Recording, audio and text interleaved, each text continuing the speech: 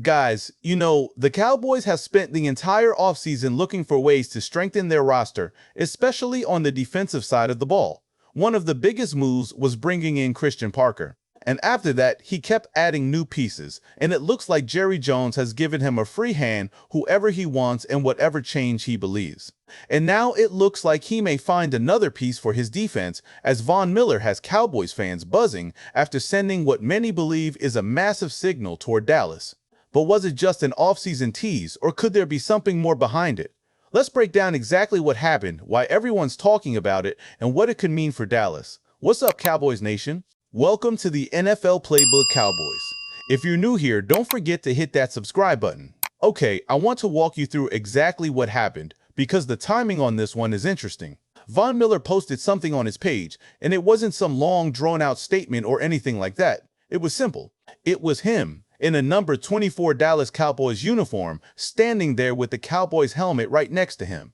Now, some reports are saying the image itself might have been edited, but that doesn't really matter here, because the message behind it is what everyone is focused on. And to top it off, the song playing in the background was a Paul Wall track, They Don't Know, which, if you know anything about that song, it is about as Texas as it gets. So, can you connect the dots here? A guy posts himself in a Cowboys jersey with a Texas anthem playing behind it, and you're supposed to believe that's just a coincidence or an edited image.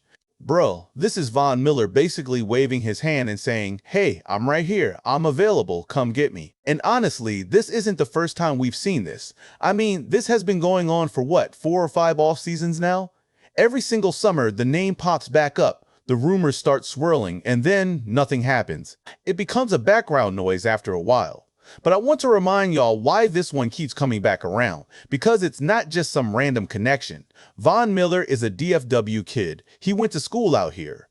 His business is out here. His family is out here. His home is out here. So when people ask why does this keep getting brought up, that's why.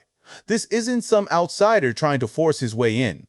This is a guy who's already rooted in this city, just waiting for the right door to open. Now, before we get too far ahead of ourselves, I do have to mention this. Jane Slater already came out and basically threw cold water on the whole thing. She reported that, as of right now, nobody from the Cowboys organization has been in contact with Von Miller or his agents. So this is not something that is actively being pursued at this moment. Now, does that mean it's dead? No, not necessarily. Things change fast in this league, sometimes within minutes. But I do want to keep expectations realistic here, because I don't want anybody walking away from this thinking a deal is imminent, because right now, that is not the case. But here's the thing, and I want to be honest with you about how I feel on this. I am never against adding proven talent to a roster, especially when that talent comes in the form of a guy who still has gas left in the tank.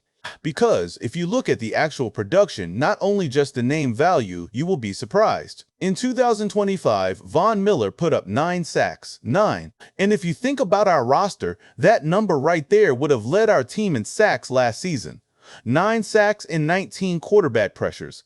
That's not some washed-up veteran just riding a reputation. That's a guy still getting home, still affecting the quarterback. So, when I hear people getting frustrated or arguing back and forth about whether a guy like this should even be considered, I don't really understand the logic there. The question isn't whether he's the flashiest name out there. The question is simple. Is he better than the 4th or 5th guy on your depth chart right now? And if the answer to that is yes, then why in the world would you be against bringing him in? Now, I also want to touch on the role he could play here, because I don't think people are thinking about this the right way. This wouldn't be about Von Miller taking snaps away from our young guys. This would be about him mentoring them. Think about Donovan Ezeiruaku. Think about the type of pass rusher he is, the mold he's built in. That mold, that blueprint, a lot of it traces right back to what Von Miller built his career on. So imagine having a 2-time Super Bowl champion in that locker room, working directly with Ezeiruaku, showing him what it actually takes to get to that level and stay there. That's not a roster blocker, that's a resource. And beyond the football side of it, think about what he brings to a locker room.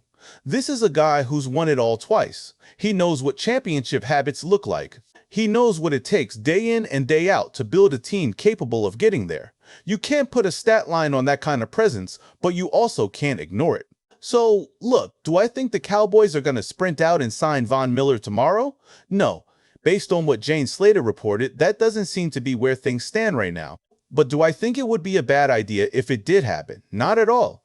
This is one of those situations where, if it happens, great, I'll be excited about it. And if it doesn't happen, I'm not going to sit here and act like the front office dropped the ball. This is a luxury move, not a necessity, and I think it's important we keep that perspective as fans. And look, I know some of y'all are going to say, why would we even entertain this at this point in the offseason? We already made our moves, we already addressed the defense.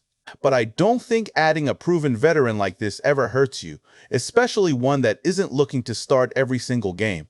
This would purely be a depth and rotational piece, somebody Christian Parker could plug in during specific packages, specific down and distance situations without asking him to carry a full workload. That's exactly the kind of role that extends a guy's career and keeps him fresh for January, which, let's be honest, is when we actually need our pass rush to show up the most. So, whether this ends up being nothing more than an off-season tease or whether it turns into an actual roster move down the line, I think it's worth keeping an eye on.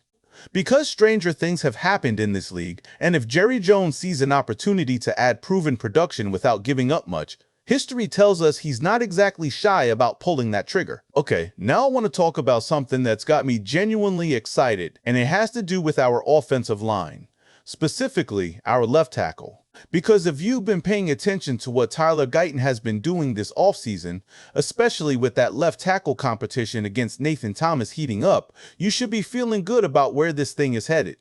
Now, look, offseason content can be a mixed bag sometimes. Guys post workout clips, and half the time it's just for show. But what I've been seeing from Tyler Guyton is different. He's been putting in work with Lane Johnson, Dion Dawkins, Will Campbell, Tristan Wirfs, and Creed Humphrey. Now let that sink in for a second. Outside of Will Campbell, those are some of the best tackles in the entire National Football League. And here's the part that really stood out to me. Tyler Guyton does not look out of place standing next to those guys. Physically, the transformation is real. I'm talking visible muscle, a frame that's clearly been built up over the offseason. This isn't just some guy trying to look good for the camera. This is a young player who understands the moment he's in, and he's taking full advantage of it. And look, I know a lot of you have been hard on him. I get it, there were some rough patches last season, but I think some of y'all have gotten a little too comfortable just picking at things instead of acknowledging the growth that's actually happening right in front of us. Think about it this way. This offense is putting up 30+ points a game, and our left tackle hasn't even played his best football yet. That right there should excite you, not worry you. Because if the physical tools are catching up to where his mental approach already is, we could be looking at a real leap for Tyler Guyton this upcoming season, and honestly, I think that leap is coming sooner than people expect. And I'll say this too, watching him train alongside guys like Lane Johnson, it reminds me of watching Tyron Smith back in the day. Big, dominant, but built differently than your typical offensive lineman. Tyler Guyton is starting to mold his body into that same kind of form. So yeah, I'm fired up about this one. Keep it up, big fella, because this is exactly the kind of off-season work that turns good players into great ones. Okay, now, close things out with something that's not necessarily breaking news, but it's a conversation that I think matters, especially with where we're at as a franchise right now. This one involves George Pickens and indirectly Brandon Aiyuk. If you haven't seen it, Aiyuk has been going through it shortly after the 49ers paid him. And there's a talking point that's been floating around, one that I actually think is worth discussing. The idea is that teams might have had similar concerns about Aiyuk as they did with Pickens, just not to the same level. And now that Aiyuk is acting out, some worry it could remind front offices exactly of what they feared Pickens could become down the road. But I don't think this is a fair comparison. Pickens has had a clean year with the Cowboys. No media blowups, no distractions, nothing like what we're seeing from Aiyuk right now. But here's the thing, fair or not, that doesn't mean it can't creep into the minds of people making these decisions. Perception matters in this league, whether we like it or not, and sometimes that perception sticks around longer than it should.